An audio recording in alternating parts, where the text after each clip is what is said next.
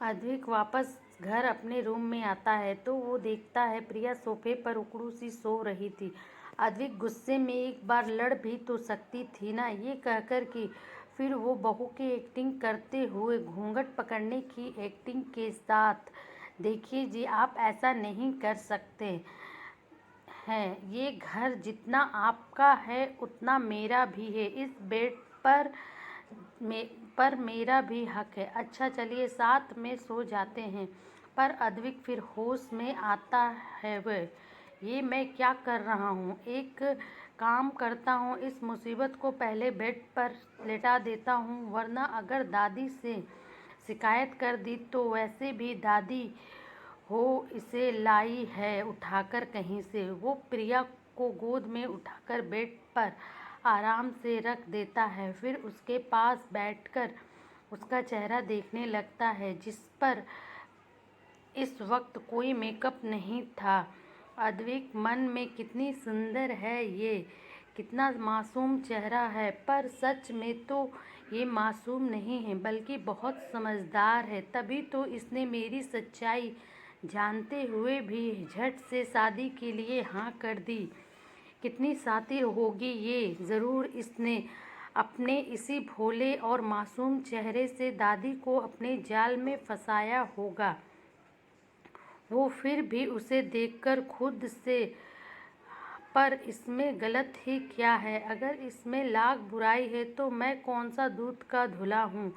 हर लड़की अपने पति से प्यार सम्मान चाहती है, पर अगर इसे वो नहीं मिल रहा है तो पैसे ही सही, वैसे भी मुझसे इन सब चीज़ों की उम्मीद करना भी बेवकूफ़ी होगी। मुझे तो इससे क्या किसी से प्यार होने से रहा, एक सलोनी से थोड़ा बहुत लगाव था, पर सच तो ये है वो मेरी अय्यासियों का एक ज़रिया है, मुझे अच्छा लगता है उसके साथ।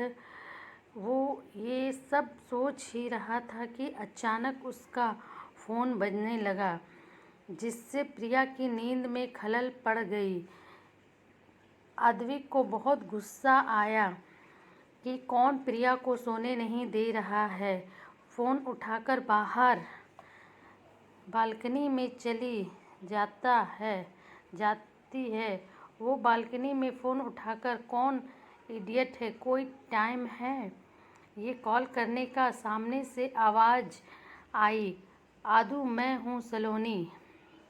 अद्विक गुस्से में, हाउ डेयर यू, मुझे कॉल करने की हिम्मत भी कैसे हुई तुम्हें। हाँ, सामने से सलोनी रोने की एक्टिंग करते हुए, आदू प्लीज़ समझने की कोशिश करो, तुमने गुस्से में शादी भी कर ली, इतना भी क्या गुस्सा, अब मान भी जाओ, मुझे पता है तुम मुझे बहुत चाहते हो, तुम्हें मेरी ज़रूरत है, मैं मर जाऊंगी तुम्हारे बिना। आदिक थोड़ा शांत हुआ, तुम तो जानती हो सलोनी मुझसे गुस्सा बर्दाश्त नहीं होता है, फिर भी तुम क्यों ऐसा काम करती हो जिससे मुझे गुस्सा आए।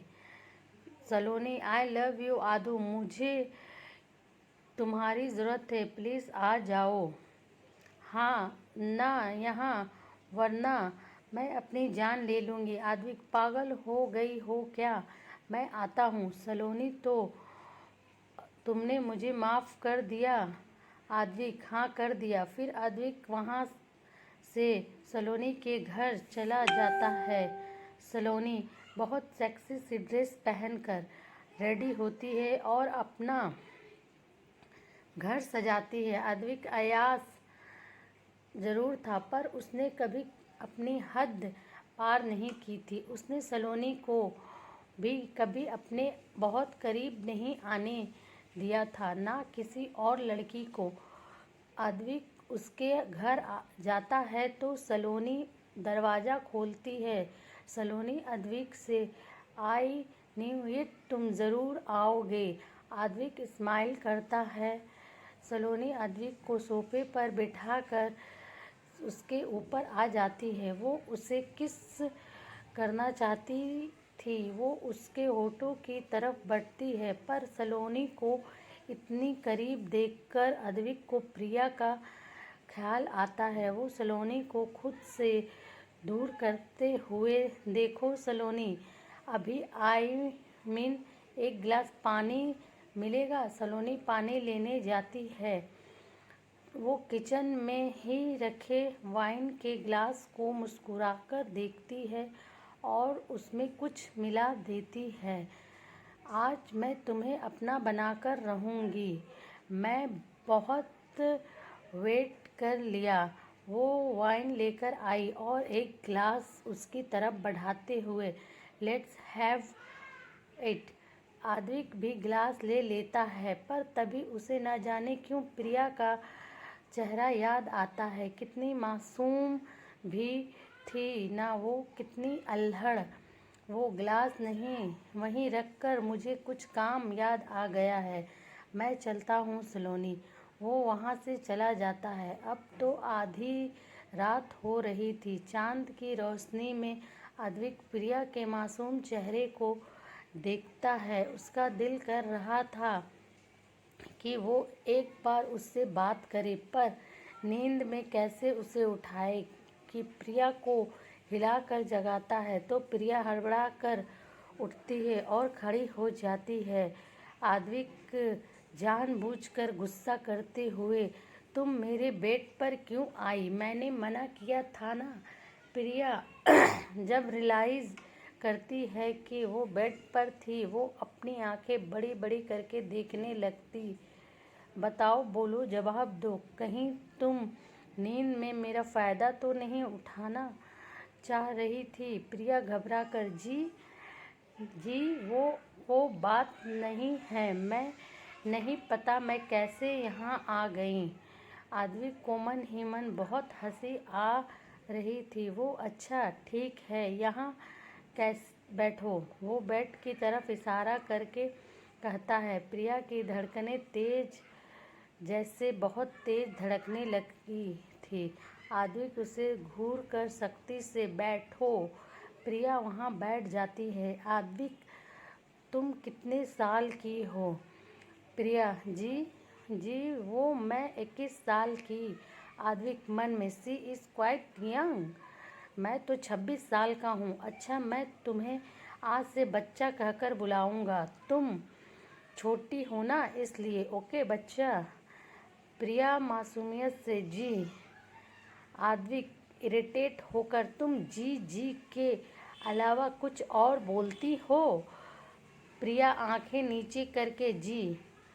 आद्विक उसके करीब आने लगता है तो प्रिया अपनी आंखें कस के बंद कर लेती है। आद्विक उसके पास आकर उसके करीब लेट जाता है, फिर उसकी तरफ देखकर, तुम्हें नहीं सोना क्या? प्रिया हड़बड़ाकर, जी। आद्विक, लगता है तुमने बस यही अक्षर सीखा है, जी। प्रिया उठकर सोफे पर जाने लगी। आद्विक उसे रोक लेता है, उसका हाथ पकड़ लेता है। कहाँ जा रही हो बच्चा? प्रिया, सोने। आद्विक, सोने के लिए बेड होता है, सोफ़ा बैठने के लिए होता है। प्रिया नासमझी में वहीं खड़ी रहती है तो आद्विक उसे खींच लेता है तो वो आद्विक के सीने से टकरा कर उसके सीने पर गिरती है। वो उठने को होती है कि आद्विक उसे वैसे ही पकड़ लेता है। ऐसे ही रहो बच्चा, मैं कुछ नहीं करूँगा। एक बात बताओ कि तुम मुझे क्या कहकर बुलाओगी? प्रिया, जी। तो वो मैं। आद्विक उसे देखकर मन में, मुझे नहीं पता तुम एक्टिंग कर रही हो या सच में इतनी मासूम हो, पर तुम पसंद हो मुझे, ऐसा ही रहना। मैंने तुम्हारे जैसी लड़की आज तक नहीं देखी। अभी तो पसंद हो मुझे। दुआ करो आदत ना पड़ जाए तुम्हारी, और इश्क तो बिल्कुल ना हो, वरना इतनी मासूम लड़की मुझे कहाँ संभाल पाएगी, और मेरे इश्क को तो बिल्कुल नहीं। अच्छा कुछ तो कहो ना प्रिया। हरे कृष्णा हरे कृष्णा। आद्विक उसे जल्दी से अपने नीचे दबाकर हैरानी से, ये क्या कह रही हो प्रिया जी? वो भजन आपने ही कहा, कुछ कहो तो। मुझे भजन याद आया। आद्विक उसकी इस बात पर बहुत हंसा। कुछ देर बाद वो रुका खुद से। तुझे क्या हो गया है आद्विक? तू इस लड़की की बचकानी सी बातों पर हंस रहा है। तू कब से मुस्कुराने लगा? आद्विक उसके माथे पर किस करके, सो जाओ बच्चा प्रिया जी। आद्विक गुस्से में, अगर फिर से जी कहा ना बच्चा तुमने तो सर फोड़ लूँगा अपना। प्रिया हैरानी से, जी आद्विक तुम क्या बुलाओगी मुझे? तुम मुझे पति बुलाना, क्योंकि मैं पति हूँ तुम्हारा, समझ गई? बोलो क्या कहोगी प्रिया? पति। आद्विक उसके सर को अपने सीने से लगाकर, अच्छा अब सो जाओ बच्चा। प्रिया, ओके प्रिया। आद्विक के सर पर सर रखकर सो गई। सुबह आद्विक आराम से सो रहा था कि उसे किसी के रोने की आवाज़ आई। आद्विक झट से उठा तो देखा प्रिया हाथ में साड़ी लिए मिरर के सामने बैठी रो रही थी। सो फ्रेंड, आपने इस स्टोरी की आगे के हिस्से को नहीं सुना है तो आप प्लीज़ मेरे चैनल पे जाएं और वहाँ पे इसका पहला पार्ट देखें। और आने वाले पार्ट को देखना है तो चैनल को लाइक शेयर एंड सब्सक्राइब ज़रूर करें। और अगर पिछला पार्ट नहीं देखा है तो उसके लिए भी आप चैनल को सब्सक्राइब करें। और मैं डिस्क्रिप्शन में इसकी लिंक डाल दी हूँ, आप वहाँ जाके इस स्टोरी को कंप्लीट सुन सकते हैं।